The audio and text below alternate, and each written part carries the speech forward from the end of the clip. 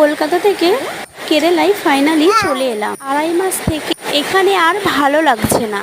আর আমার মাম্মামের তো কিছু মনেই হয়নি। কষ্ট হচ্ছে আমার, আর সব থেকে কষ্ট হচ্ছে আমার সোনা বাবার। বাবু তো মামাদের, মামিকে, দিদুনকে, দাদানকে খুঁজছে।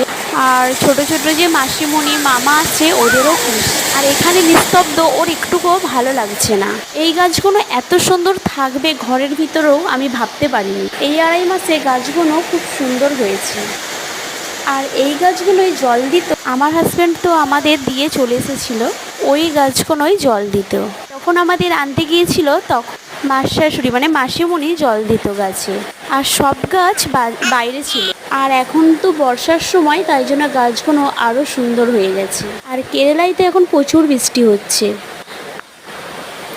আমার আর এখানে ভালো লাগছে। ভাবছি দেশেই সেটেল হয়ে যাব, কারণ ওখানে সবাই আছে, সবার অনেক ভালোবাসাও পাবো। আমার তো মনে হচ্ছে দূরে থাকলে ভালোবাসাটা একটু কমে যায়। আর এখানটা দেখছো কত গাছ ছিল। এখানে পাশে একটা বাচ্চা আছে না, ওই বাচ্চাটা তো গাছগুলো ছিঁড়ে ফেলেছে। থেকে এই গাছটা বড় ছিল।